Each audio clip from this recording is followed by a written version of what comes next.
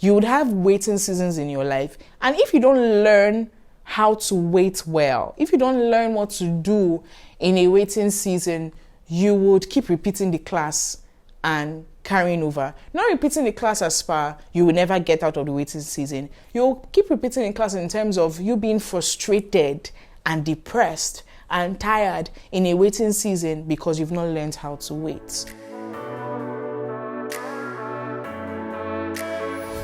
Hi guys, welcome again to my channel. If you're watching this on the 19th of April, it is my birthday. Happy birthday. Alright, welcome again to my channel. My name is Chisom, Pastor Chisom, and I am super excited that you have dropped by today. Today's episode, Chisom. Today's episode, my husband is so going to come for me. Today's episode is short and sweet, and I'll be sharing 5 lessons I have learned at 25.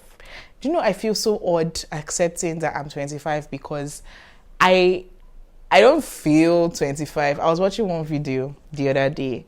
I went for an event and there was this, I don't know what they call it, but you stand on a box and then a camera pans around you, I think 360, I don't know what they call it, you should know what I'm painting. And then I was watching the video and I saw my facial reactions in the video as I was dancing. And I'm like, Chisom, first and foremost, you dance like an African mother. I am Gen Z by birth. I be by age grade. But nothing about me feels Gen Z. Like, I can't relate to many Gen Z things or many things that, I don't know, the average Gen Z would do. Like, I'm always side-eyeing. I don't know why. I was raised by... I don't know whether it's an upbringing thing, but if you can relate to me, if you're like me, please encourage me in the comments and let me know that, okay, maybe you're Gen Z and you don't behave Gen Z, or you're millennial and you behave Gen Z. Let me know in the comments, but I accept that I'm an old soul. I am an old woman in a young person's body. Not in a weird reincarnation kind of way, but like I'm an old soul. But anyway, I'll be sharing 5 lessons that I have learned so far. I would have done 25, but it's not that deep, first and foremost. And I don't want to force 25 things that I can't think about right now. But 5 things I have learned. Number 1, you will not always be young. So while you're young, make the most of it. For me, this is important because I am an early boomer, if I'm being honest. There's so many things that I got to do early. I entered university at 16. I left at 20. I got married at 22. I became a pastor at 21. So there's so many things that happened like really, really early for me. And I had a lot of people, be concerned or even straight down look down on what I'm doing per time because of my age. And I kind of understand why some people don't even share their age, because some people are just too nosy. You start asking questions that you did not ask before knowing the person's age and all of that. But for me, I've just always known that if I want to get something done, I'm going to do it. Like, I don't look at anything and say, oh my gosh, I'm so young, I can't do this. I've never been that kind of girl. If I have ever been, I don't remember that part of me. So for the longest time, I have just done things because they needed to be done. Let me even give you small secrets. I hardly remember how old I am till I'm doing my birthday shoot. Honestly, like sometimes I'm like, how old am I supposed to be this year? How old am I this year? I'm like, oh, okay, 2000. Which year is this? 2025. Okay, we're on track. Very easy way to calculate my age.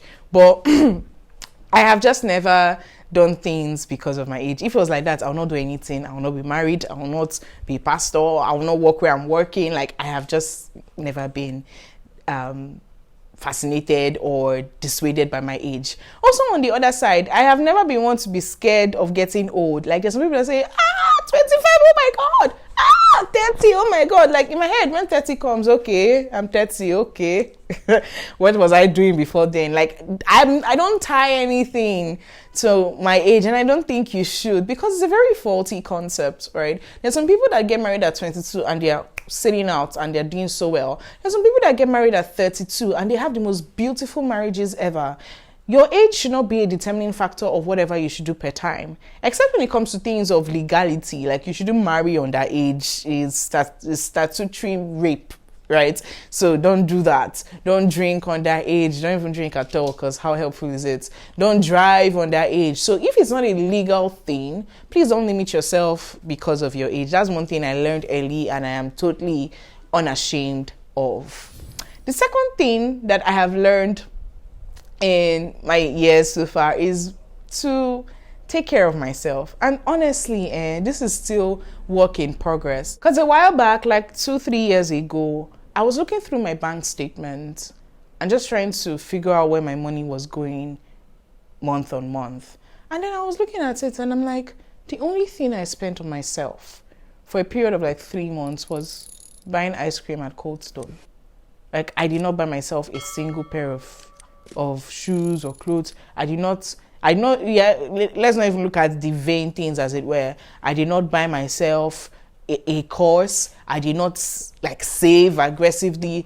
I didn't do anything that was for Chisom's life now or Chisom's future in the space of 3 months of earnings. And I looked at it and I'm like, this is not a sustainable way to go. Because if I keep on like this, how would I be at 50? And I looked at my bank statement and I saw, okay, regular, I give to church, I give to my family. And then I saw that every other thing was, I sent money to this person, sent money to that person, sent money to this person, sent money to that person. Somebody will cough, I'll send money. My dog died, I'll send money. My cat is sick, I'll send money. And on one hand, it's good to be generous, but there's such a thing like toxic generosity, where you are generous to people at your own detriment. And it's something I had to unlearn, right? So to be honest, I'd rather err on the side of overgenerosity, where I am giving because I believe that this is going to help somebody, or I'm giving in honor of the Lord. I'd rather err on that side than be a stingy person. But it's very possible for you to take care of the whole world and not be taken care of. And I've quickly learned that the world is not kind to a woman that does not know how to take care of herself. The world is not kind to a woman like that, because the day you are broke, the people you've been taking care of may not really remember, sadly. So I have learned to take care of myself. So what I decided to do, I didn't have any pressing needs at the time. I'm not moved by many things. So even this makeup you are seeing, the background to why you are seeing me on makeup on this video is I just had my birthday shoot. And after having my birthday shoot, I'm like, this money I paid for this makeup cannot waste. So I decided to shoot a truckload of videos, and that's why I'm here. So I'm not the girl that would do makeup every day. I used to be that girl, but right now that girl does not exist anymore. But there are just so many things that don't move me. So at the time where I looked at my bank statements, I did not have, I want to buy a dress, I want to buy this. I was fine. I had just enough clothes to get by, and I was good with them. They looked good, they were versatile and all of that. So I started to save aggressively and rebuild my savings culture, because in COVID year, I watched my savings deplete because, a loved one needed this, someone I know needed that, and I just depleted my savings. And I just found that it was not sustainable. So I have learned in the past few years to better take care of myself. And it's something I'm honestly still learning, trying to get better at. So I advise you, please take care of yourself, take a break and take care of yourself. Another lesson I have learned is living for the audience of one. This is also a work in progress, because words get to me a lot. So I would hardly ever forget a comment or a compliment you made to me. And it's something that I have to constantly take to the Lord in prayer for my heart's sake, because I have learned that if you live for the applause of people, you will die by their criticism. Like, if you only do things because people are saying, oh, go girl, you're doing great. The day that nobody is seeing you, the day that no one is there to cheer you, you won't do anything, even when your life depends on it. So I have learned to live for the audience of one being God. So if God wants me to do something and the rest of the world does not agree, or everybody's saying, I will do it because I'm doing it for the Lord. God has asked me to do it. I believe I'm doing it in honor of the Lord. And I'll just run with it. Every other person will catch up. And trust me, I have seen that every other person will catch up. Classic example was when I got ordained as a pastor. I remember one of my mentors at the time, and also a senior friend of mine, posted my ordination picture, and he was like, "Oh, Pastor Chisom, congratulations on your ordination, yada yada." And he sent me a screenshot of somebody responding to his status and saying, why would they ordain a woman as a pastor? And was very full on rude about it. Not even asking to understand from scripture if this is permissible, but was full on aggressive about this. And this person does not even know me, right? So I imagine that, and I said, "Oh, because of people like that, I will not be ordained." When I now think about the things that I've been privileged to do for the Lord, people that have been privileged to reach for the Lord, I would rather hear people say that over and over again about me and then stand before the Lord and say, "Lord, in my time on earth, I did everything that I felt you wanted me to do, and I did it genuinely towards you." Now, there were people that were genuinely concerned about me getting ordained as a woman and things like that. And I remember telling one of them, a senior, an older, way older loved one of mine, and I told her that I understand your concern, I really do, but I would rather do what I believe God has asked me to do and be sincerely wrong before him.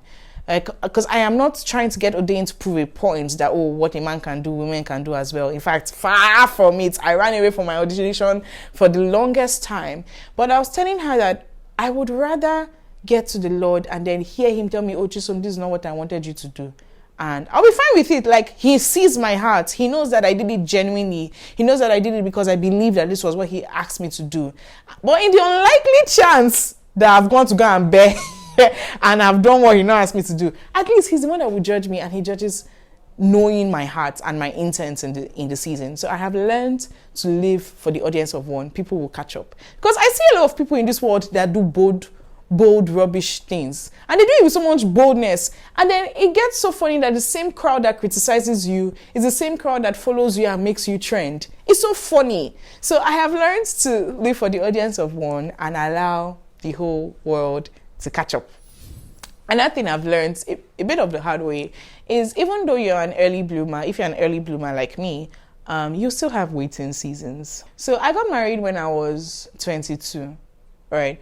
But before then, I had experienced really painful breakups and a lot of relationship trauma, right? So believing that I would be in a relationship where I will be loved, I will not be cheated on, where I'll be treated rightly, was a whole lot for me. And there was a season where it felt like nobody was coming, nobody was looking my way. I know you may be listening to this video with side eye because you're like, you were just 22. How would have you lived? You've not really experienced this for long. It was a season for me, and it felt like a long one. But now there are other things that I have been trusting God for way after getting married, that I've been trusting God for like 7 years, 10 years, 11 years. And I'm talking about real issues that I'm dealing with in my life that I have not really seen the answers to. But I've just learned that whether you're an early bloomer or a late bloomer, you would have waiting seasons in your life. And if you don't learn how to wait well, if you don't learn what to do in a waiting season, you would keep repeating the class and carrying over. Not repeating the class as far, you will never get out of the waiting season. You'll keep repeating the class in terms of you being frustrated and depressed and tired in a waiting season because you've not learned how to wait. I've done a whole video on this, when God is in your neighborhood. I'll hyperlink it at the end so that you can watch what I mean in this regard if you want to know how to wait better, if you want to know what to do when it feels like God is blessing everybody except you in the room. That video is for you, so please watch it. Am I missing anything? Aha! Another thing I've learned is to allow myself to be loved by people. This one too is still a work in progress, because in 2024, early 2024, late 2023, I dealt with a number of friendship hurts, right?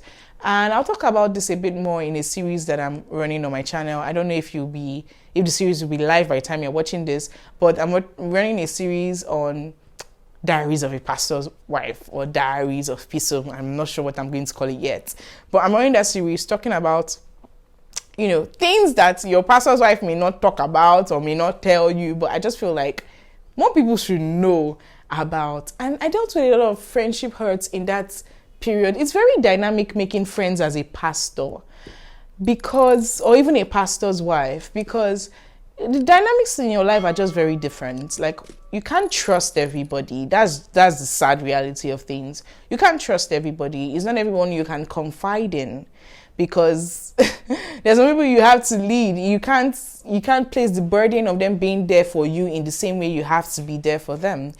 And people would hurt you inadvertently. So I have learned to allow people love me, because people hurt me in that season. So I was finding it hard to accept love from any other person, because some of the people that hurt me had been in my life for years. So I'm like, if this person can hurt me and they knew me well, I've even seen them have great intentions to me in times past. So like, if they could still hurt me in this capacity, how much more the new people that I'm meeting? So I became very closed off to love.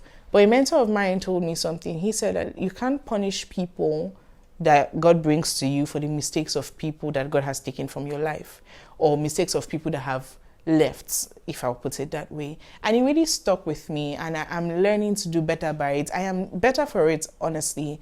I'm surrounded by people that love me, and I'm grateful to God for it. And God has also taught me that, bad as it bad, when everyone else leaves, or if anyone else leaves, He will never leave me. And that's an anchor for my soul. That makes me really, really, really happy. Like, I can't begin to explain it. So if you're struggling to receive love from people, there may be trauma sitting deep in your heart, and I want you to address it. Don't overlook it, okay? All right, the last thing, should I? I'm thinking. Okay, I'll just share one more bonus tip because it's my birthday.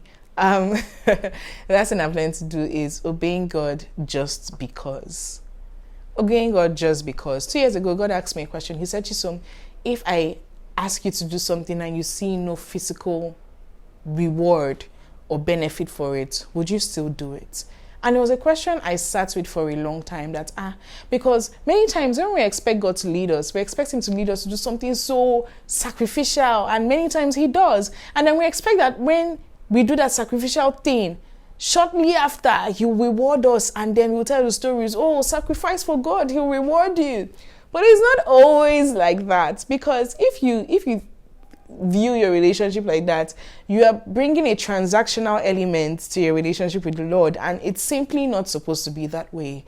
So I have learned to follow God and do things in the name of the Lord, whether or not there is a reward for it. Because at the end of my life, I really want to hear well done. I want to hear, Chisom, I sent you and you went. I want to hear, Chisom, you pleased me in your life on earth. And it's hard on many days. It's really hard. Even this YouTube channel, girl, is proof. Because there was one day I was reading my prayer journal and I saw an entry I made in 2023. We were 363 subscribers then, and I was so sad. I think that day I even cried, because I'm like, oh my God, all my long hours of shooting. I think before I made that prayer, I had been shooting for over 6 hours, and the length of that video was 15 minutes. Why was I shooting for 6 hours? I was trying to balance lights. I was trying to correct my script. I was trying to do everything, and it was so overwhelming. I didn't have anybody to edit for me. Like, it was just a lot. And then I'm like, after everything, 20 views, 1 like, 2 comments. So it was very overwhelming. By the time you're watching this self, we are not like 100K or something, but I'm really grateful for the journey so far. God has taught me a sense of contentment, not complacency. I'll be complacency. Not complacency. Oh my Jesus, English. Not being not mediocrity. Not mediocrity. I have learned contentment in the sense that I'm grateful for where we are. Like, there are 1,000+ real people that have seen value in this channel. So many of you have been blessed by the content I share, and I'm so grateful for it, because like, who am I? Who is my father's house? And I'm so grateful for you guys. But I'm also pushing, because I know that many of the things shared here would be a blessing to many more people. Like, if it blessed you, how much more someone that is just waiting to hear an encouragement like this? So I genuinely believe that God will take this channel far, and I pray He does in my own lifetime, and I get to see it. But the Lord has just taught me to be content in the seasons He puts me in per time. And I hope these lessons in one way or the other have helped you. It's my birthday again, so feel free to wish me a happy birthday. But please, if you've not subscribed to this channel on my birthday, Did I offend you? Please subscribe to my channel and let me know if there's any other topic or thing you want me to talk about. I'll gladly do a new video on it. So let me know in the comment section. Bye.